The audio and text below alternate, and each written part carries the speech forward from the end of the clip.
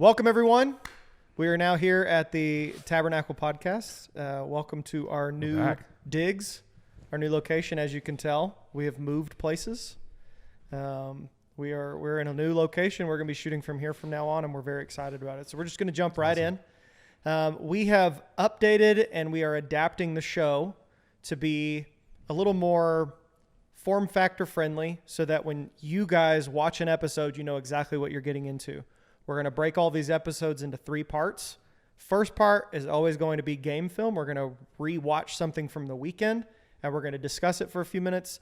Then we're going to have kind of the bulk of the show, which will be somewhere in the middle. And at the end, we're going to discuss what songs are working, what songs are not working, and some real practical things that you can take away from the episode. So without further ado, we're going to jump into game film. And I have a clip here from, let me pull this up. I've got a clip from, this is October 22nd. Dr. Robert Philip King III is leading. That's not his real name. But close. He is leading, and I'm we Phil. are leading, we're leading the song Be Glad from Cody Carnes. Now, I'm gonna play this clip, and then we'll discuss. Okay. Here it is.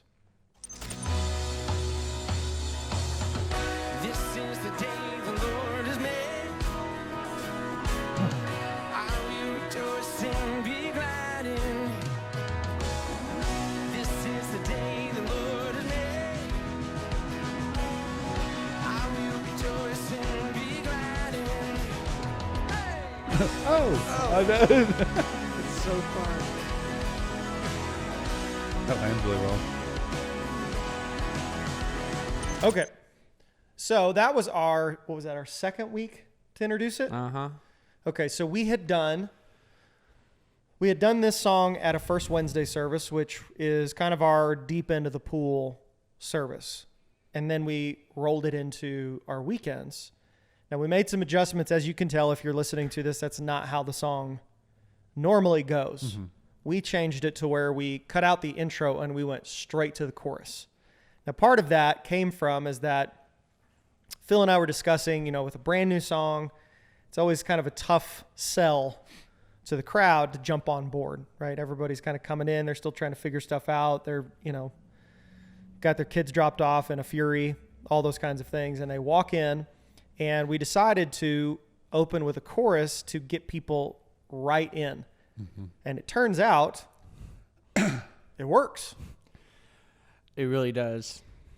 I mean, it was the different, well, kind of the funny thing is we don't have a reference because we've never done it again. Another way. Mm-hmm.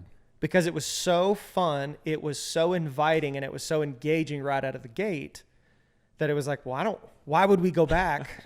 Why would we go do it a different way? Right. And so I want to talk through kind of why go about that? What would be the purpose of, why not just do it that same way, and why do we not do that with every single fast song or every single new song? Yeah, that's a good question. Would that work? Would that same thing work with if it wasn't a song one right out of the gate, would that same thing work with a slower song? Like doing the chorus first? I guess it depends on the song probably, but yeah, what do you think? It probably depends on the song. There was a long time ago, we used to do service format a little bit different. At the very end of service, we would always do kind of a reprise version of a song where we would open with a chorus. And I remember at those times, it was not quite the same because it was the closing song. So it's a little bit more intimate, and we would jump in right out of the gate, starting with a chorus. And this was 7-8 years ago. So my memory could be sabotaging me. But it didn't feel the same. It was also like the place in the service it was after the sermon. And they had just done like maybe a salvation call or something like that, and they invited the prayer ministers down to the front, so it was a little bit different, kind of like getting back into that song. I think part of what I really liked about it was the energy was still there. It still felt like a song one. It still had the momentum. It wasn't like an acapella, like really low energy. Talon did a great job with the hi-hats and the 2 and 4 on the kick that really gave it a good drive.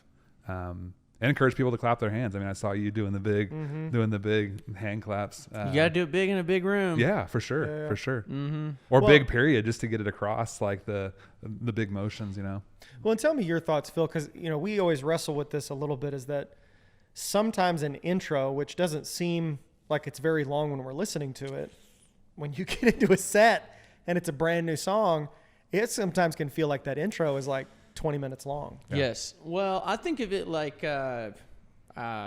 dances, like a Texas two-step or electric slide, whatever. There are some dances that you kind of have this,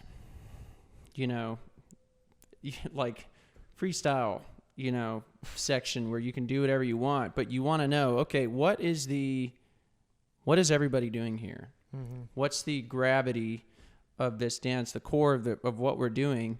And songs are very much the same way. That's, just with your voice and other ways. But it's like, I feel like we're handing people, here is the basic electric slide movement that we're all going to be doing. And it's almost like we are teaching for the intro instead of going into an intro, because I'll tell you what, an intro might just be 15 seconds on an album, but you get in front of a room full of people staring at you who've never heard it before. That 15 seconds becomes 15 hours. Sure. It's so long. Well, and Mentally. And it's one of the things that we probably wrestle with specifically at Hollywood Road, and you guys are probably the same way, is we just had somebody open service. So it feels incredibly redundant for me or for you to then during an intro say something again. Well, this guy just welcomed everybody. Yeah.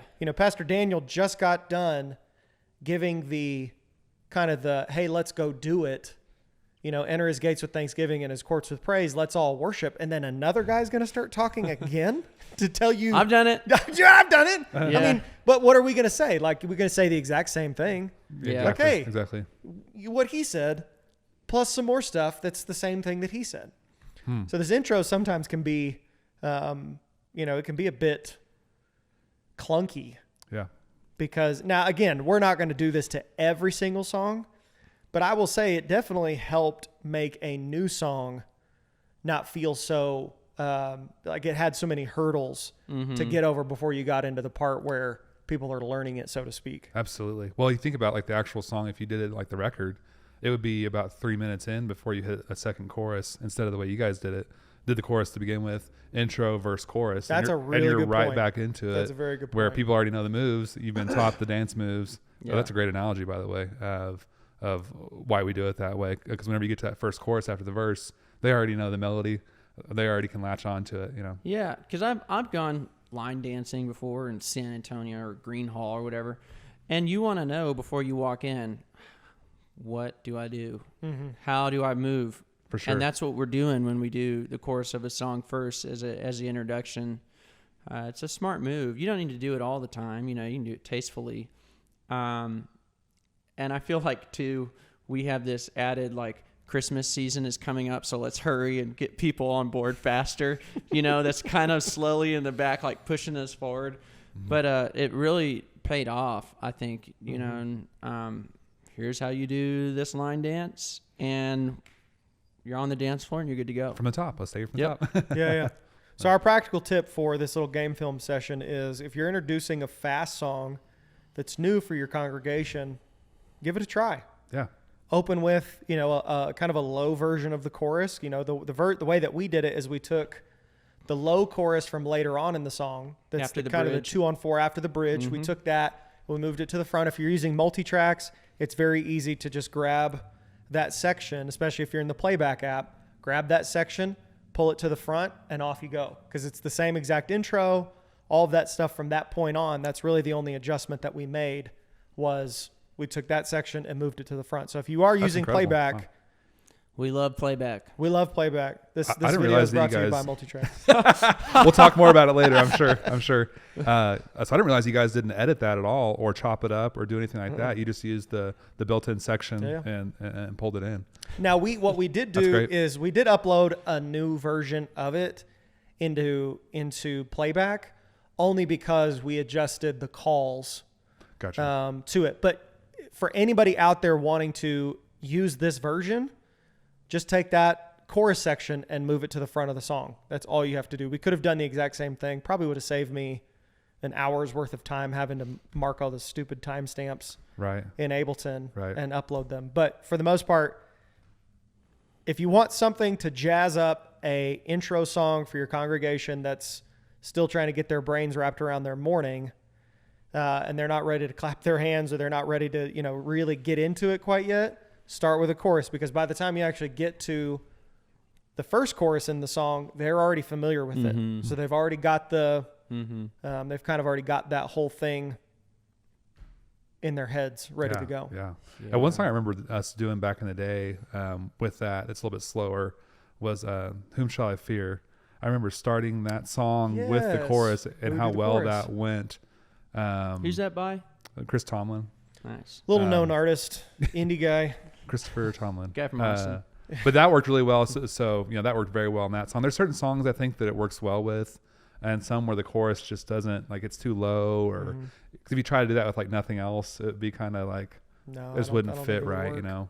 But with certain songs, it fits really well, and it's really cool to do. So, I love it. Okay, gentlemen, let's jump into our next part here. We're moving on to our next segment, which is going to be kind of the roadmap for the next several weeks. So our desire when we were talking about, hey, let's make some adjustments to this podcast, is that anybody who's listening to this, if you are doing the day in and day out nitty gritty work of church life, we want to give you things that are practical, right?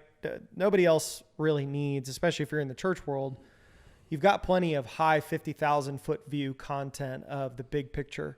We wanted to try and maybe bring down the size into practical, hey, here's some tips, even like that opening segment that we just talked about. I want to give you actual like stuff you can take right now. Hey, if you want to do Be Glad, give this a shot and open with a chorus and see how it goes.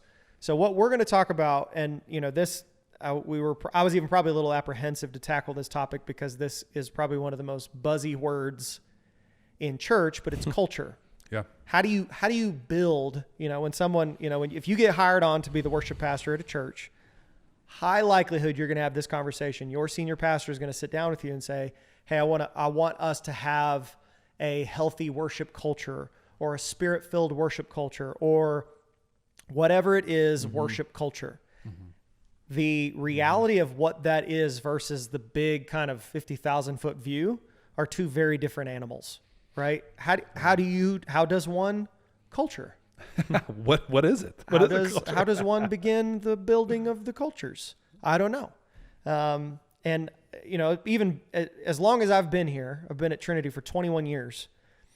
I've seen probably 15 different cultures be established and removed and reestablished and removed and reestablished. And I've seen good cultures come in and bad cultures come in.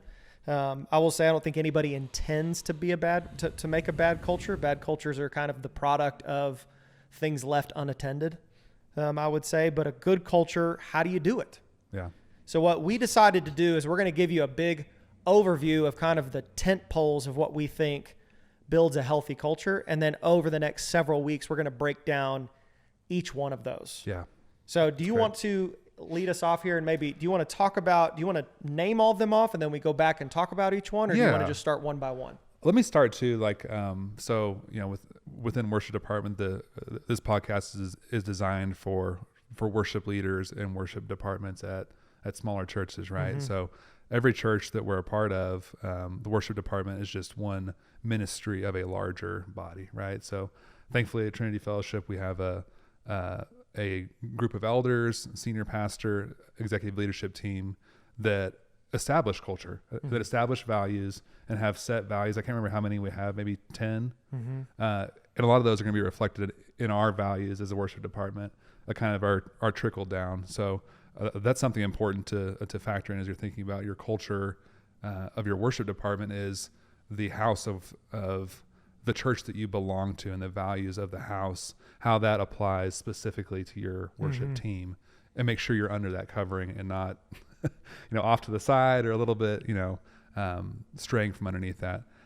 So a helpful definition, I think, of culture to get us started is a set of shared attitudes, values, and practices that characterizes an institution or organization. So that is, what do we value as a worship organization? What are things that are marking and things we want to see that are going to be present in our team and in our culture?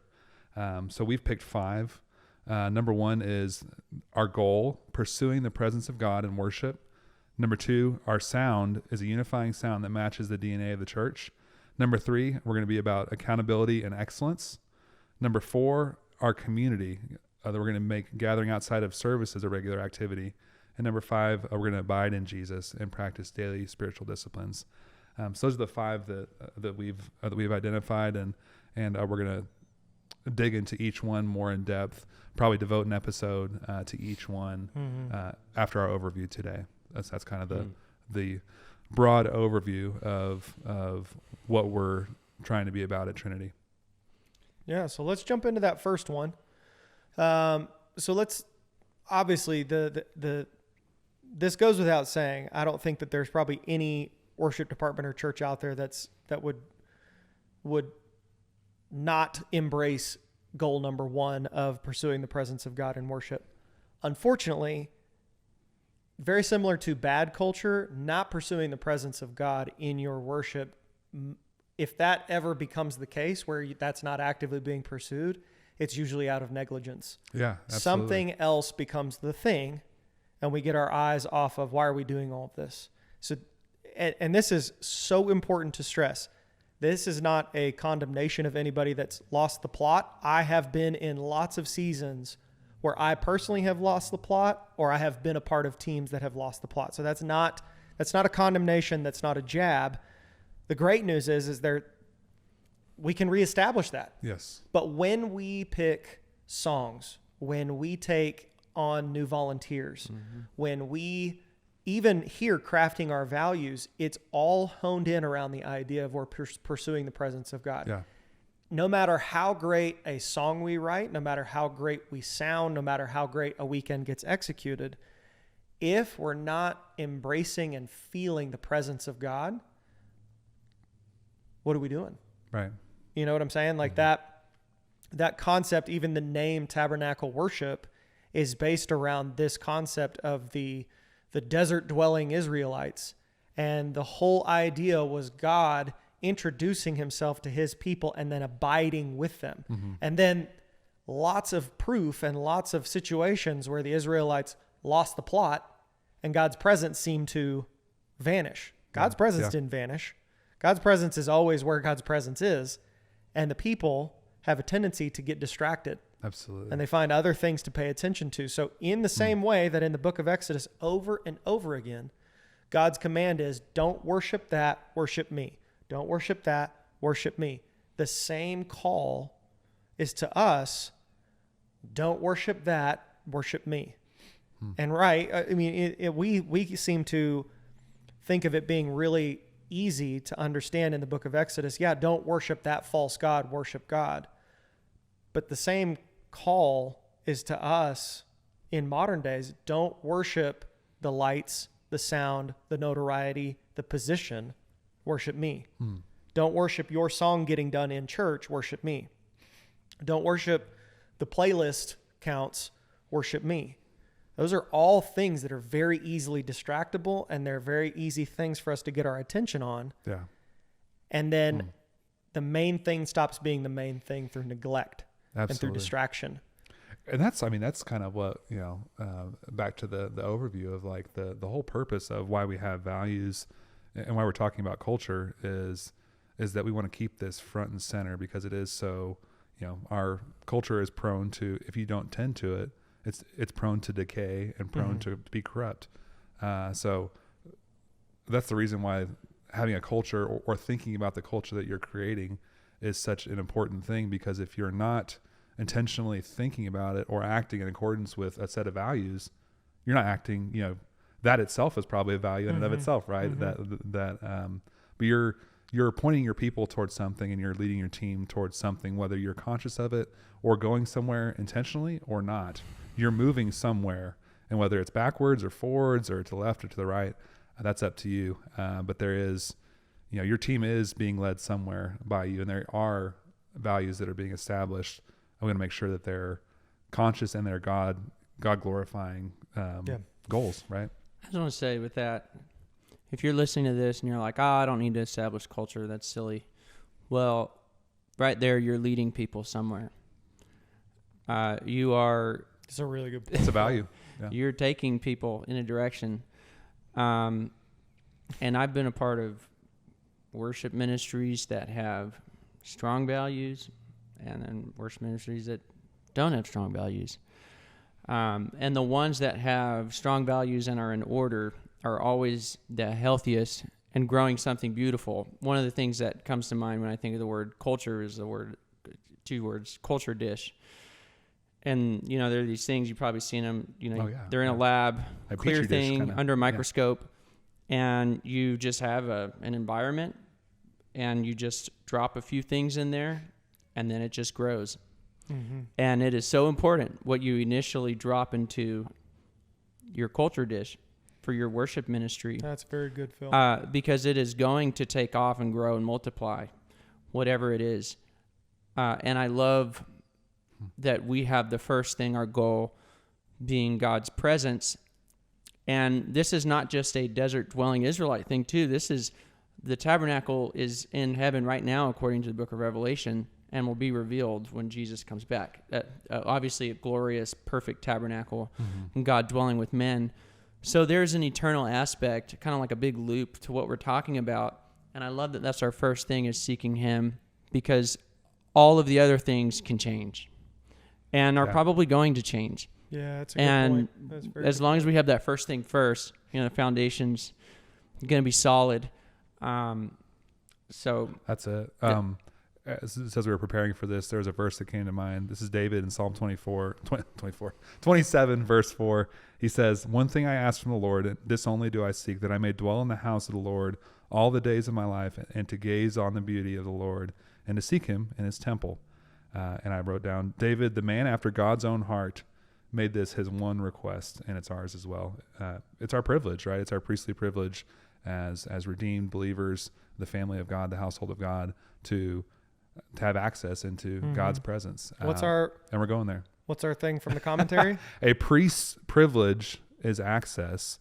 His responsibility is mediation. So you have kind of a vertical component. Gives me shivers every time that I hear it. It gives me shivers. The every time I priestly hear it. calling, isn't it amazing though? Like the vertical aspect is that we have the privilege of having communion and relationship with God, a holy God who transforms us as we spend time with him. And then we also have a horizontal responsibility to our communities and to our friends and family, and extending out to the world, right? To mediate God's presence and to bring people, to evangelize and share the gospel. So yeah, there's a lot packed into number 1, and I'm sure we'll go into it. Well, more that'll in be depth. the exciting thing, is we'll get to really crack that egg open and see what all is in there. Let's go to number 2. So sound, which is our unifying sound that matches the DNA of the church. A huge part of what we do as a worship team is taking songs that are being sung across the country and the world and figuring out how to make them work into our microcosm of what we do at our churches. Some songs work for our church and some do not. Why do some songs work and why do others fall flat? Not all songs and all styles are on the table for us to tackle. It's important that we hone in on what makes our sound ours. Trinity Fellowship, just speaking about us, has a lane, but how did we arrive there, and how does that lane determine who ultimately decides to join our team? So this is probably one of the ones that on the surface doesn't seem like it's going to take many episodes, but this is a very nuanced thing for us, because while all of us as worship teams are doing probably, I would say churches across the country are probably doing 65% the same songs, doesn't mean we're all doing them exactly the same, right? So things that work in LA at a church are going to be very different than how they work in Amarillo. Yeah, definitely. But the weird part is that we're a lot of us are pulling from the same buckets, which is so strange. Like, you think about that, is that Hillsong is being done at lots of churches, but a lot of those churches look dramatically different. So how do you, as a worship pastor, as the person, kind of the point person for your worship team, how do you determine what is our sound, right? This took me several years. And I'll give you the nitty gritty behind this. I missed it a lot. I was the music director at Trinity for 10 plus years before I took over as the worship pastor. And the thing that I got mixed up in all of this is my preferences became my values. So the things in the music that I preferred, I then transferred to my team as this is what we do. Mm-hmm. It did not work because what I was too concerned about was this is the music that I like. This is the music I think is cool. Therefore, we're going to be cool. I had forgotten, I'm going to use this term a lot. I had lost the plot of who I was serving, right? So this became very problematic as I was serving me. I was picking songs, I was picking styles, I was picking all kinds of things as the music director of things that made me feel more secure because I was insecure in who I was at the time. But I was establishing culture based around preferences, not values. And so we would do weekends and I would just be shoving this style and this thing into people's faces. And the people were like, I do not like this, sir. How do I worship to this? Yes, I do not like green eggs and ham. Saw bass? I don't know how to. Yes, I don't want this. I react to this? And it took some time, but eventually I finally got it. But this is a tough one. Yeah. This is very nuanced of how you do this correctly, because it is a dovetailing of who's in my congregation and what am I good at, right? Sure. Sure. Yeah. So thoughts on that? Yeah. Yeah.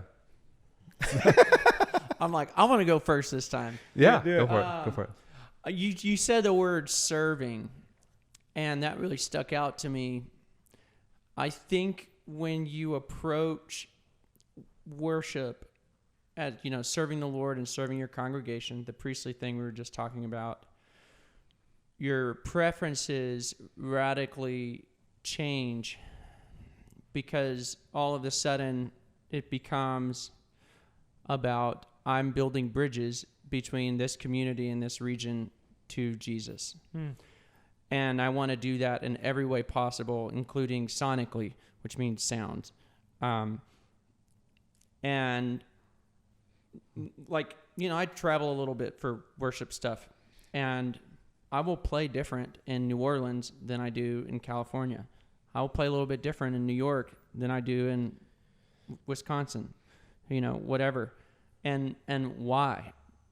It's because we have to take on a posture of I'm here to serve this room full of people and take them to Jesus. Mm-hmm. It's not about me throwing down and, whatever. Now, could there be a moment where God's like, hey, go for it. I want, whatever. Yeah, sure. That can happen. But the core and the reason for the order is to reach people. Yeah. And to be a bridge to God. Mm-hmm. Right. With the sound. With the sound. Yeah, not to get your personal sound preferences or styles in there, and to show them what's really good, right. but to meet them where they're at and all pull things them to all in. men, like Paul said. Yeah. And there's a type of people group that's here in this area. Sure. And there's a sound that reaches them. And a sound that will push them away too, right? Mm-hmm. So Totally.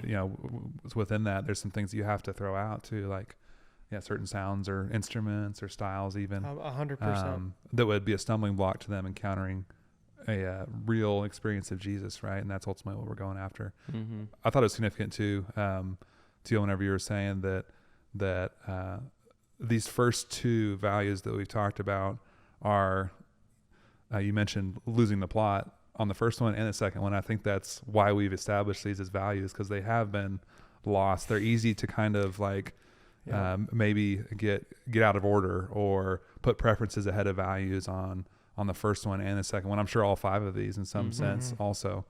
So I think it's really interesting that you said that, because that's kind of why we've established these as values, because we've had experience not having them as a value and having maybe a period in time of preference. So, well, and the belief that we won't overcomplicate something simple is foolishness.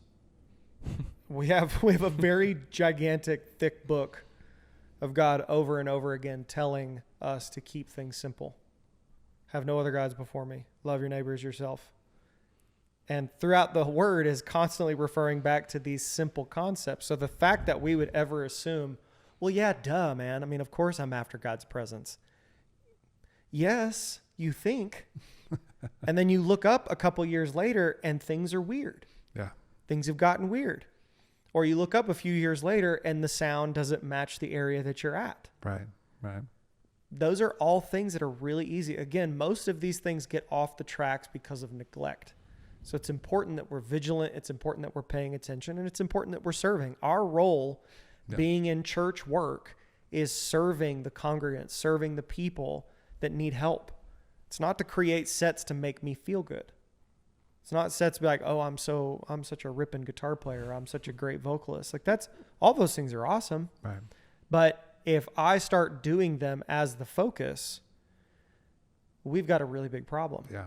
Same thing is that and I want to be careful the way that I say this, but if you go back to the tabernacle, the priest without a people is literally just like a witch doctor. Like he's just conjuring things for what? God's presence was there so that the priest could mediate on behalf of the people that were there. It wasn't just for the priest. It's not like God's presence came down. It was like, hey, just the couple priest people, I'm just going to show my presence to you and that's it. God's presence showed up and the priests helped to mediate that so that the people could reap the benefits of being cleansed and being washed and being in right standing with the presence of God so that they could encounter the presence of God. Right. Right. So our role, even though we're up on a stage, which I will say is a thing that we'll get into way later on, the stage complicates things. Being in that elevated status complicates things. And there's lots of documentation throughout the word where the priests got things way mixed up. Yes. Cart got way in front of the horse because with that privilege comes the responsibility of mediation. And if we ever lose sight of that, we will grow to resent the people that we are helping to connect with God. Yes. So that's it. It doesn't seem like on the surface the sound portion of this connects with that, but it very much does, because there's a language, a verbiage, a sound, all of those things that connect with the people that you're serving. Totally. If I got asked to, in some weird parallel universe where I got asked to come to a 200-year-old Baptist church that is mostly people over 60, and I don't adjust my sound for that congregation, I'm not doing right by them. Right, for sure. Because I'm there to serve them. So I need to get into the community and say, okay, what do these people desire? It's selfless thinking. It's selfless thinking. That's the thing that's so, I want to be careful not to run down this because we got others to tackle here, but those priests were ultimately there to serve the people. It was a high calling, but it carried a huge amount of responsibility. It was not just so that they could have the cool status of being like, that's the priest guy, the guy that goes into the Holy of Holies, that's him. Right.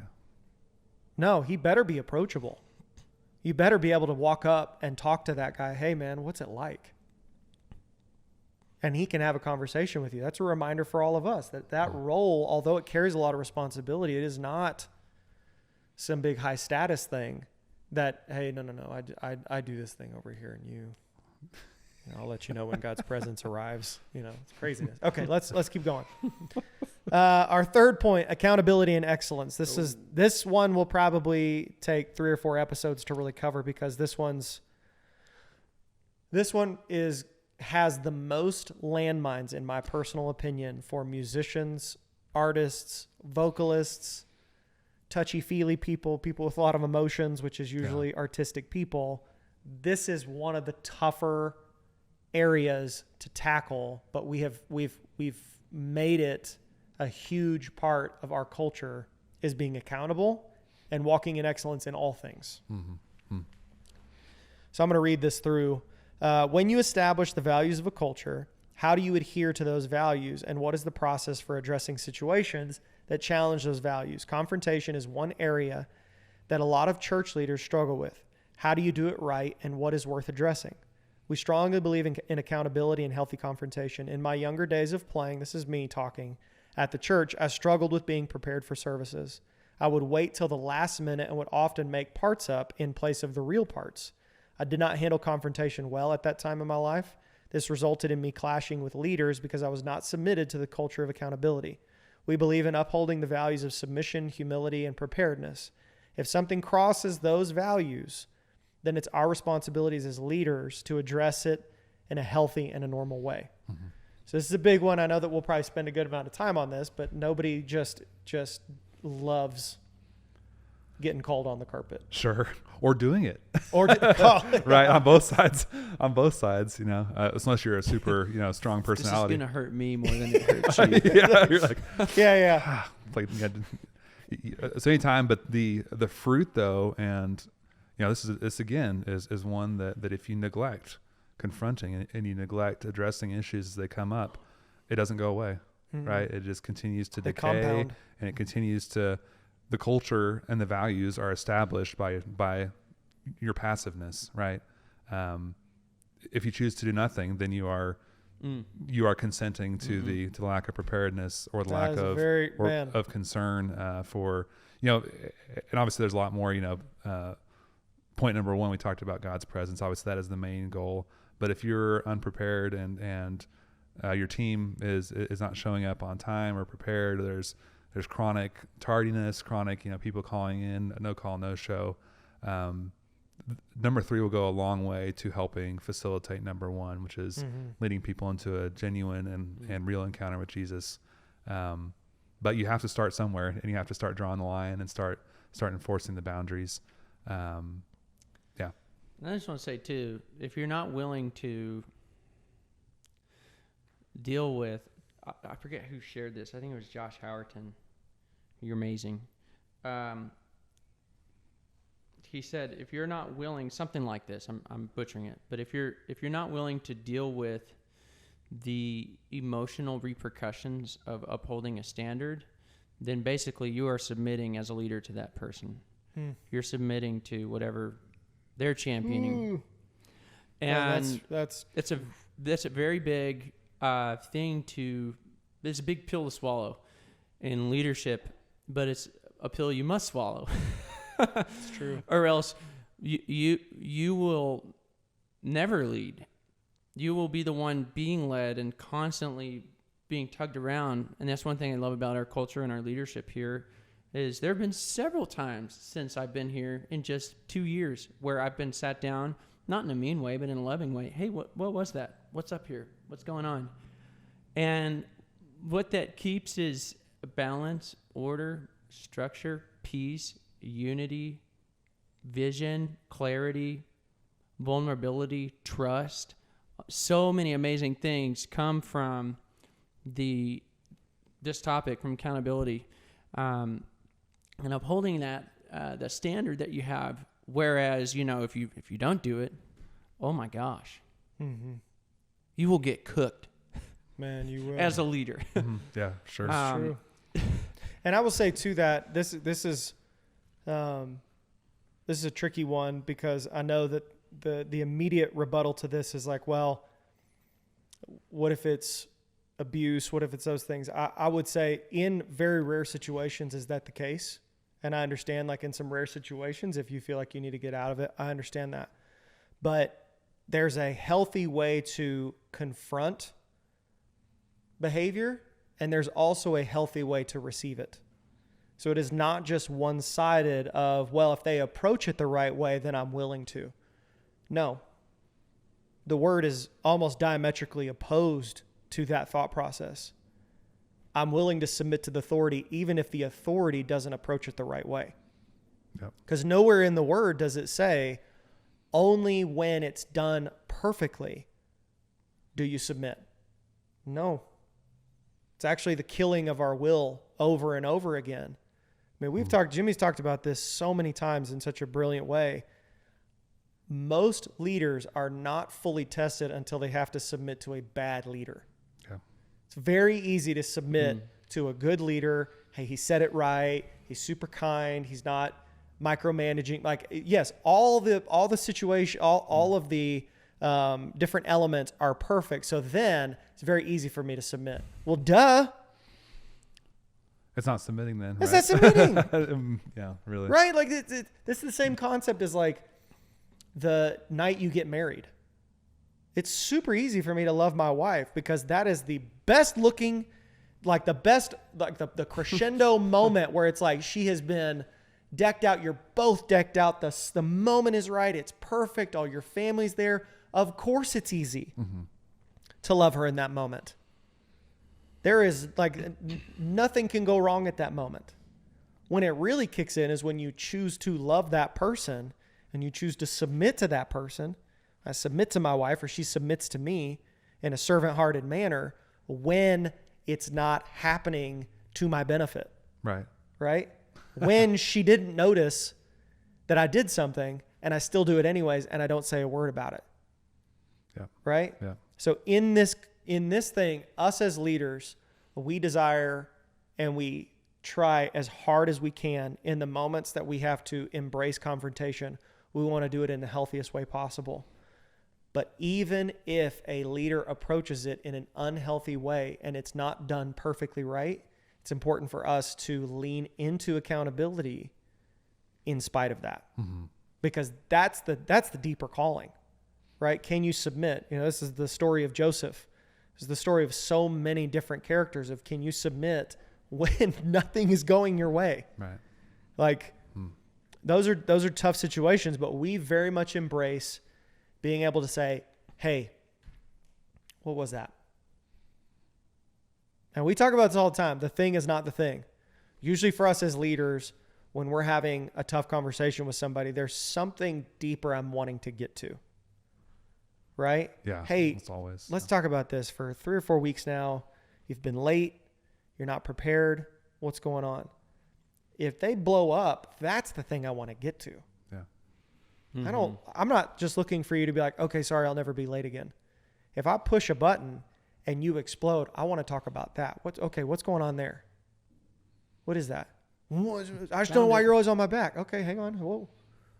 Let's talk about that. Eventually, we're going to get to something that's actually so much more meaningful and has freedom attached to it in a way that person never even realized.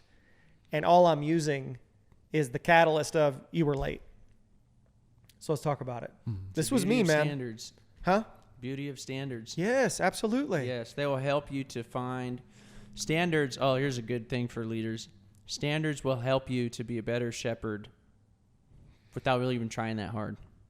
Just setting a standard, you will see as you address people that are kind of whoop, all of a sudden all this stuff like Teal's talking about just comes up. Yeah. And then that's your moment to be a pastor and help people grow Yeah. that you would never have gotten to without having standards.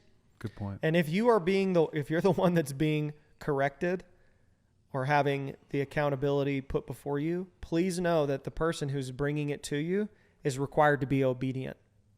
The Lord has required that leader to be obedient. So if they avoid it and they don't bring it up to you, they're being disobedient. So it's their calling as well to walk in, hey, I got to bring this up. We got to get to the bottom of this. And this was very critical for me in my young 20s because there was a whole bunch of bad behavior that was going on in my life that the fruit of that bad behavior was a lot of insecurity, showing up late, not being prepared. And whether or not somebody confronted it right or wrong, it still needed to be confronted. Sure. And so that's a really big part of this is excellence in all kinds of areas. This isn't just excellence in playing music. This is just the excellence of life. How are you managing your money? I'm not going to try and get in your business. Hey, show me your checkbook. But if we're paycheck to paycheck and the car, there's smoke coming out of the tailpipe constantly and the phone's getting shut off and we're late to everything. We can't hold a job. I'm not wanting to get in your life to control those things. I want to help at pastor you. That's not how you want to live. Right. You don't want to function like that. And God bless them, man, because I was one. Musicians struggle with this. I mean, it is the all things bow before the idol of playing music or being creative or whatever it is, even like to my detriment. Like I will couch surf endlessly just to keep playing music. Church musicians are they can't avoid it either. So it's Just a different package. it's just a different package, man. So okay, so that's accountability and excellence. Ronk, will you read us the fourth one? Sure. Fourth value is community. We're gonna make it a priority to gather outside of services. One of the greatest parts about being on a worship team is the community that comes with it. You work together in a set to pull out something that becomes or that sometimes feels impossible. As a team, you work together to lead people into the presence of God. These events have a catalyzing effect on us and instills in us the desire to go deeper with those team members. Playing services is just the tip of the iceberg. As a leader of a community, it's our responsibility to cultivate opportunities for our team to connect relationally without an instrument or microphone in our hands. Community events could be Bible studies, small groups, watching football games, hanging out at someone's house, playing fantasy football. Amen. I snuck that one in there.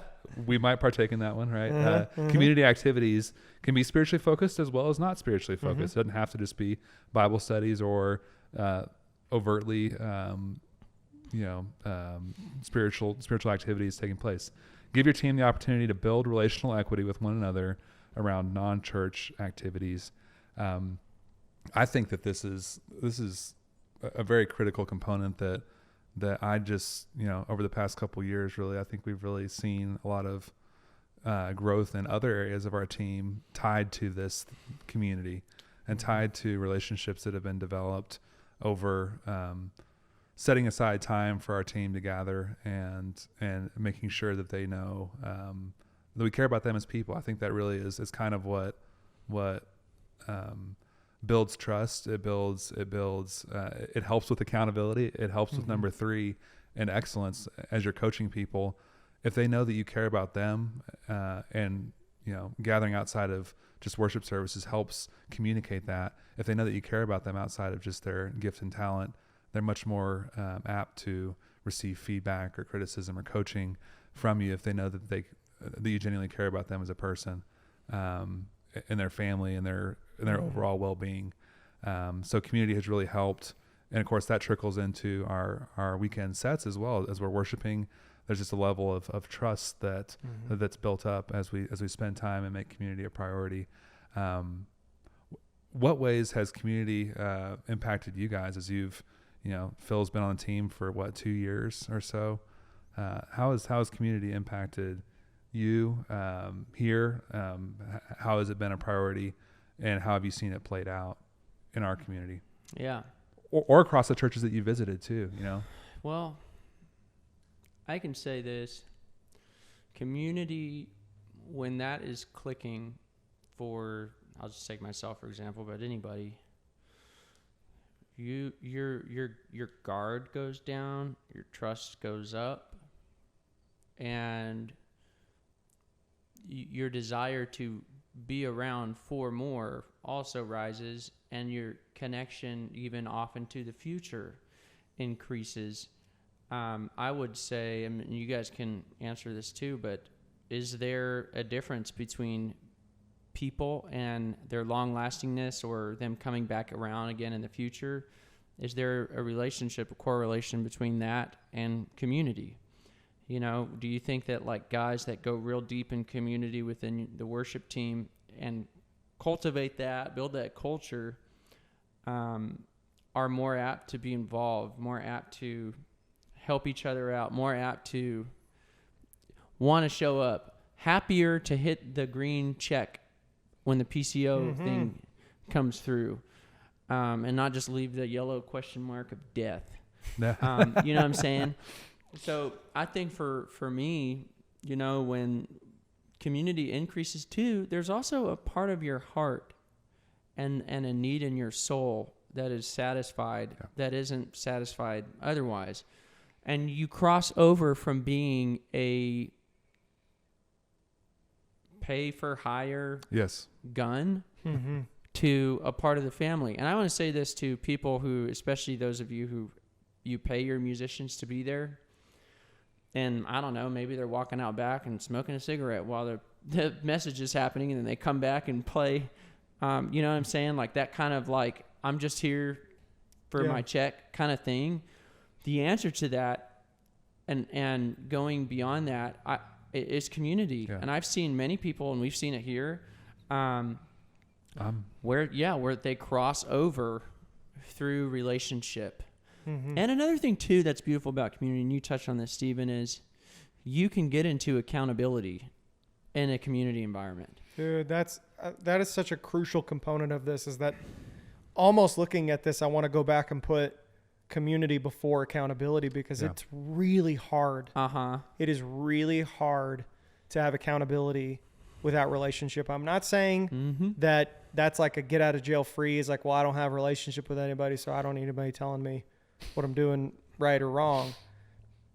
You still have a requirement to be obedient, but I will tell you, as a leader, it's a million times easier for me to correct something or have a tough conversation with somebody that I've got relational equity with versus somebody that I'm not spending time with.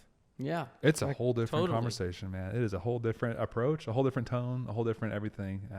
And Pastor Jimmy Witcher talked about this, that there's three kinds of authority. There's positional authority, there's competency authority, and then there's relational authority. The cheapest of them is positional authority. I'm the boss. You do what I say. Unfortunately, that's the one that people think is the most important. If I'm the guy, then people will know that they have to answer to me. No, they don't. And they won't. Your volunteers definitely won't. Because they're looking at it like, dude, I'm contract labor. Like, you pay me $50 a service or $30 a service, whatever it is, and you're telling me to do stuff that you're not doing yourself? No. It gets so mixed up that positional authority, we oftentimes, if we misunderstand it, we think it's the most important and it's the cheapest one. That's when you have to tell somebody, I'm the boss, you have to do what I say. That's not submission, that's compliance. Right. Fine, I'll do it, but I don't like it. That's a miserable way to run a team. Sure. The second is competency authority. This is the one that I operated in, thinking it was the most important. It's, I know the most stuff. I'm the smartest guy in the room. Listen to me because I know stuff. I'm the best guitar player. I'm the best drummer. I'm the best keyboard player. I know the most about music theory. I listen to the most worship music. I'm the holiest. I'm the most well-studied. I know the most about theology. Whatever it is, you can fill anything in. But competency authority allows you to carry authority up to a point where people eventually are like, you're just a know-it-all. And I'm exhausted having these conversations with you because you're just trying to convince me through the stuff you know to do something. Relational authority is the most valuable. Yeah. It's what makes people do crazy stuff for other people. Relational authority is what makes people play unending long hours at a revival when they don't have to. They're not getting paid. There's no food. It's bad. It's like a bad, it's bad PA. It's hot outside. Relational authority is what gets those people there, never thinking twice about saying yes. Absolutely. And so community, the gathering outside of playing services, because yes, playing service is super fun. And it does build a certain amount of community, but you've got to have something where we're just doing stuff. Yeah. We're doing something fun. We're cutting up. There's no service to be ready for. There's nothing, like, I'm not on, high alert. Is that the closing? Is that the closing? Or do we go up now? I'm not doing any of that, right? You can't like we were talking the other day about the amount of time that you have on Sunday morning and trying to have conversations with people or pastor people, actually have real, conversations or develop friendships. And you can't, you're constantly looking down at your phone. Am I late to this? Am I on time for this rehearsal or for this pre-service meeting? There's just not enough time to develop any sort of relationship on Sunday morning, unfortunately. But your team will, and here's another thing I would say, that because I've heard this said a lot too, is don't think that your team is stretched too thin with time commitment. Don't make that assumption on their behalf, because they might be hungry for this type of community. So don't think that they wouldn't want to give up, one night a month or a weekend or time. Ask them. Honestly, and most people in my experience have been like, man, I would love to do more together as a worship team outside Most of times they'll services. say yes to that Yeah. over playing more services. Absolutely. That we get it stuck in our head, like, well, I already asked them to play. And no, they'd love to get outside the church walls and go cut up and do something stupid. And I will say, this is a attaboy for both of you. You both have done phenomenal jobs over the last 2 years of initiating things. I mean, so great. Like getting texts from Phil of, hey, I'm going up to Buffalo Wild Wings to watch the Cowboys game. Anybody want to join? I'm shocked how many people come. Like, We love it though. It's so fun. We love it. awesome. But and then Ronk runs our Thursday night group. And the Thursday night group is like, yes, it is a semi-church event, but it's built around relationship. The thing that's brought me so much joy, that Thursday night group is doing, like, I would guess it's like a Friends Misgiving type thing. Uh-huh. They're doing it.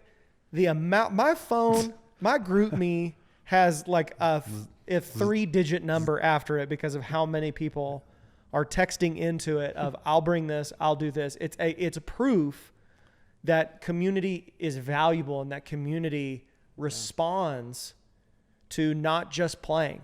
Playing is not the thing that builds it the most. It's really not. I mean, even when you think about, even in like a war environment, is that it's all of the downtime before you go do the high capacity stuff. It's day in and day out and getting to know people and spending time together, that when you get out there and the stuff starts to hit the fan, I've got your back. Yeah. And you've got my back. And not that I'm like a church service is not that crazy intense, but there's things that you're willing to do for people when there's relational deposits in the bank. Absolutely. It makes it easier to withdraw. I did it this weekend. You know, Marco and I go back 20 years of friendship. I needed to move some stuff around this weekend. Marco was already planning to be off, and Marco's very rarely off. I didn't even want to ask him, and then he got mad that I wasn't going to ask him, because he was like, dude, that's what friends do. Ask me. I'm happy to take it. Oh, Marco. Like those are things that you're just like, oh my gosh, those are like, it's so endearing, but that doesn't exist unless there's deposits made in the bank of, let's go grab lunch. Let's go hang out.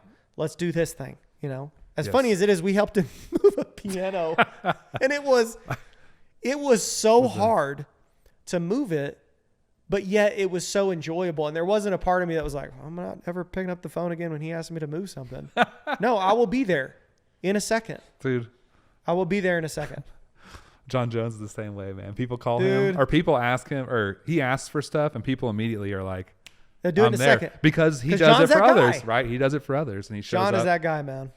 So way to go, John. Way to go, Marco. Yeah, way to go. Okay, our last one, abiding in Jesus, our daily spiritual disciplines. As a community, we hold a high value on daily spiritual disciplines. It's not from a standpoint of checking boxes, but we have seen the fruit in our own lives, and we know the importance of disciplining the will and bringing it into submission under Christ.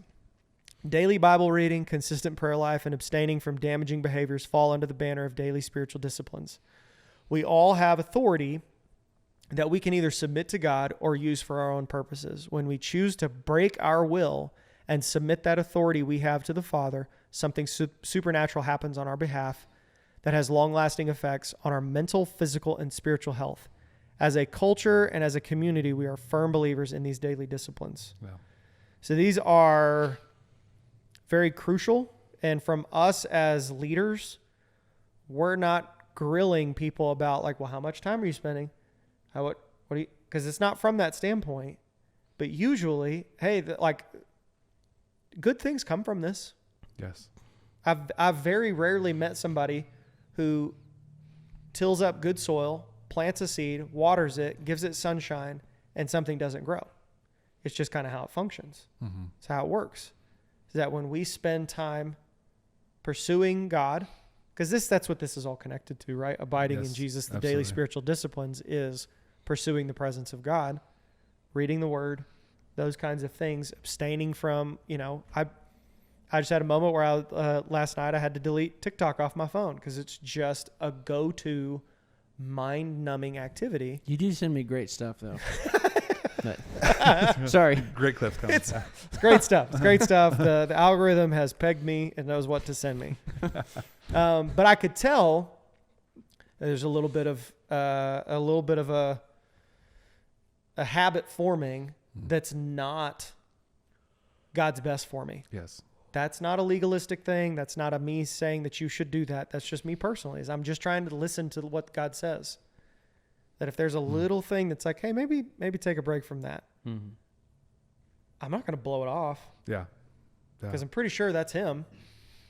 You know. So, anyways, that's Ronk. You are probably one of the most brilliant when it comes to these daily disciplines. Well, Dr. Daniel Prophet also. You know, I love.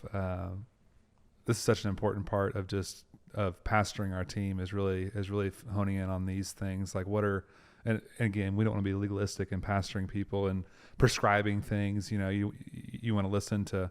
One of Daniel's favorite questions to ask people is just, what's God saying? Ah, man. And there it is. Very simple, like surface level, because you can get there through any of these disciplines: prayer, Bible reading, fasting. You know, pick a discipline, giving, tithing. You can hear God in all sorts of different ways, right? But ultimately, I'm getting to: do you have a relationship with Jesus? Are you walking with Him daily? And if not, why not? Mm-hmm. Right? Why not? Is it a lack of understanding of who He is or what He's done? Is it a lack of your understanding His love for you? Is it is it unforgiveness? Is it something else? You know, so it's really important for us because our team can't be greater than the individual parts of it, right? Mm-hmm. So we're wanting all of our team members to be healthy and to know God and pursue Him individually. So that way, whenever we come together as a worship team on Sunday, we're firing on all cylinders because we're all hearing from God and we're all pursuing Him throughout the week. And then whenever we come on Sunday, it's just an overflow of our thankfulness and our praise for God. It's not something we're having to stir up or manufacture. It's just the overflow of what we're already spending our lives doing, right? Sure. And disciplining ourselves daily. And of course, the goal is we're being obedient to the Lord and pursuing Him and abiding in Him, not out of just an empty duty or some sort of requirement that's been placed on us, but out of a love and desire in response to what Jesus and the Holy Spirit has done and is doing in our lives. It's a delight to spend time with God, to enjoy His presence. It's not just empty, legalism or something you have to do or boxes you have to check, right? Is that how you said it? But disciplines are really important, and they really have a big effect on the team whenever you have a community. So again, like this one feeds into all the previous ones, because if you're not getting the first thing first in your own personal life or pastoring your team to grow in that area, then the rest of it's going to have a hard time. Your community is not going to be what it could be. Your weekend pursuing the presence of God together isn't going to be what it could be if you're not individually doing it. So I'd agree with that. So what I would encourage anybody who's listening to this, these are not some like super special specific thing to our church. Take these. If these help you, if you're looking for a way to develop a culture at your church, if you're at a small church and you're trying to resurrect something that maybe was in, disarray before you got there, use these things. These are things that have been working for us for several years now. And these are all in line with the values of our church. Yeah. So none of these you would find being out of line or being out of order with the values of our church. That's also very important about all of this, is that we're not trying to be like, well, those old fogies, we're doing our own thing. Absolutely not. Mm-hmm. What's good for the goose is good for the gander. If Dad's doing it, I'm doing it. In full disclosure, I am an elder, a part of making those decisions. So it is always going to trickle down to this department, because if it works for the church that's been standing for 40 years through all kinds of tumultuous times, we're going with that. Yeah, for sure. That's been working pretty good. Absolutely. For a while, so we're going to stick with that. So I would highly encourage you, if you're in a place where you're like, man, I don't even know, I would highly encourage you, don't feel like you got to reinvent the wheel. Take these. Use them. Yeah. Modify them, hot rod them, put the verbiage and the language that makes sense to you, but go back one at a time and just write them down and use them, steal them, take them, because these aren't ours. These are what the Lord gave us. Yeah. And to be honest, they're general enough that they are applicable, I think, to a variety of different expressions and church totally sizes. agree. Yeah. They're very much like values and high level principles that you can apply to your own teams. And some of these are literally just the values from Trinity Fellowship, taking those values. So accountability and excellence are a couple of values that are church values, and we've just taken them and applied them to the worship team. Yep. So Okay, that wraps that up. Let's move on to our song section. So you've got a song. yeah, I've let's got a see. song. I'm very excited about. We've spoiler alert, we've already touched on it, but go ahead. We've already discussed it. So the song I wanted to bring today is, we've been doing it at the North Campus. It's called Everything That Has Breath, Praise. It's by Jesus Culture. We've been doing it as a Gates song, a song number 1, an opening song. It's a slower song. So we've got, it's like 71 beats a minute, which normally would be like a song 3 or a song 4 tempo wise. If you're going to go off of tempos, it's a slower song. But the lyrics, I'll just read a couple of, I'll read verse 1 and then I'll read the chorus. The language of the words made us use it as a Gates song instead. And we had to do some changes to kind of make that, but I'll talk about that in a second. Verse 1 goes, "We lift our hands to the heavens. We are here for you. We reach for the hem of your garment. We know what it can do."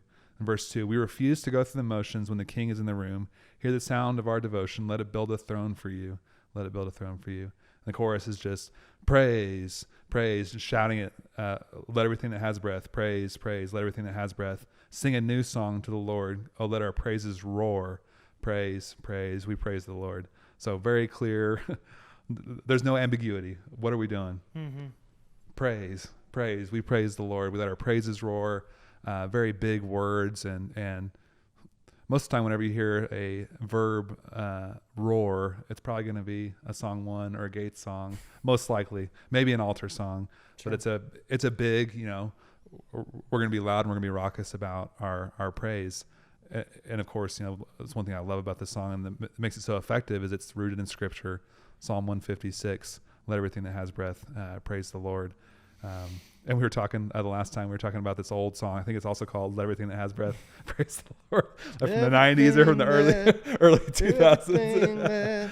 So it's not like Jesus Culture isn't reinventing the wheel with this one, but they're singing Scripture and there's safety in it. There's such safety. Phil said in his songwriting presentation, a few episodes back, there's safety in singing the Bible, just singing Scripture. It's very simple and straightforward, but it's in a modern package, and it's got sounds and got tones that are appealing to the sound of our people today. Because if we played Everything That Has Breath from the 90s, it's a little bit dated. The drum parts, the way, the melodies, it's all it sounds very 90s, which is great, and it was great for its time. But we need new ways of saying old timeless truths, old scriptural truths presented in a new package. So for those of you that have multi-tracks, I had to take the stems from this song because it's got like a low intro to start. It's just one electric guitar, like a very quiet. And since it was a song 1, I wanted to put a little bit more energy behind it. So just took the turnaround after the first chorus and put it at the beginning, and then used like the verse after that first chorus, that groove for the verse. To actually give it a little more energy. So just kind of propped it up a little bit and made it a little bit more energetic out of the gate. But it's been working really well as a song 1, even though it's slow. I had to make some changes to the arrangement, but the words are just so good, and the song is it's been really good. That's awesome. When you're reading the lyrics of the verses, I love that. Like, reach for the hem of your garment. Yeah. So because we know what it can do. Yeah. That's powerful. Yeah, that's powerful. And if you are wondering, when Ronk said it's a Gate song, if you're wondering what that vernacular is, go back and watch several episodes before we break down each of the stops in the Tabernacle of Moses, and we kind of help you understand how we pick songs and how we categorize all of our songs into one of those stops. Yeah. So there's 5 total stops. Everything goes into a bucket, kind of the way that we do it. So the song that I've got, I teased it at the beginning. It's Be Glad. Nice. It's a great opening song. It's a Gate song, Gate. If I'm not saying it not clearly great, enough. Gate. It's a Gate song, written by Cody Carnes. Big fan at Trinity of Dr. Professor Cody. Great songs, man. Great songs. Felonious Carnes. Love his music, love his writing. But this song, so give thanks to the Lord, his love endures forever. Give praise to the Lord, beside him there is no other.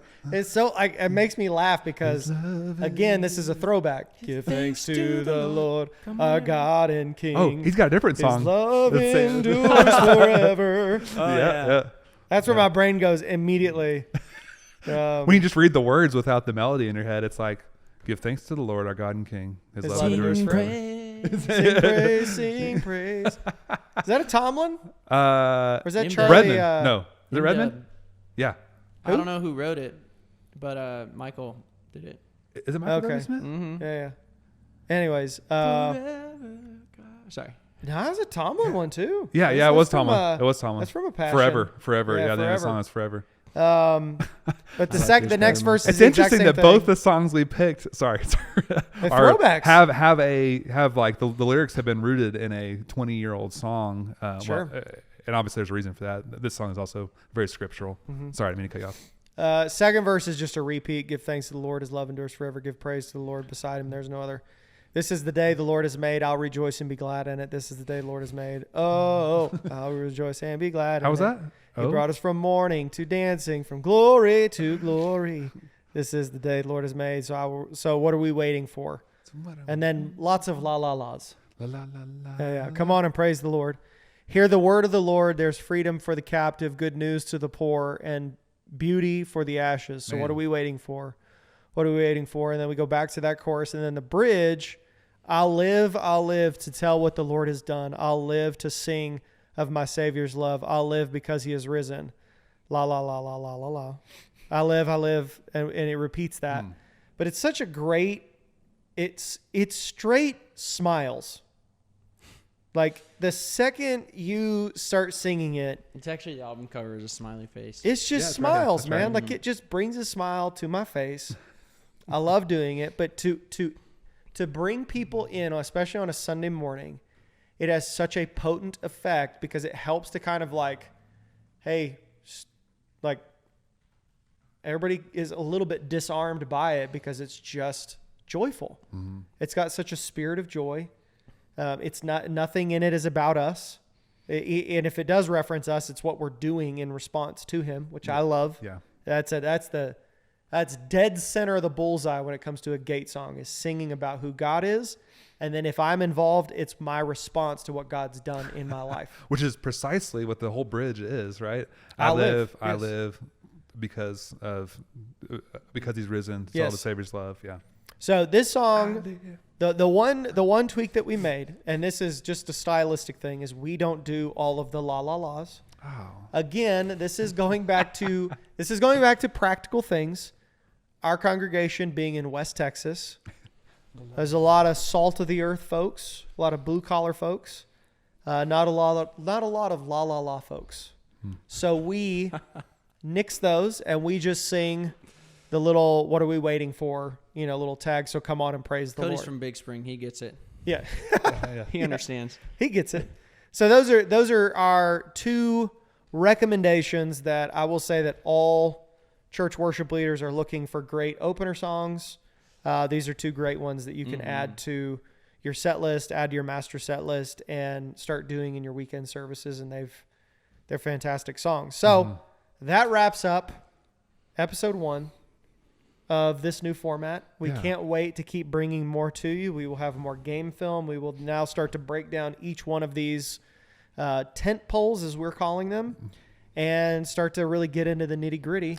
And then we'll have more songs for you next week. Yeah. Excited to bring some more songs. So until next time, we'll see you later.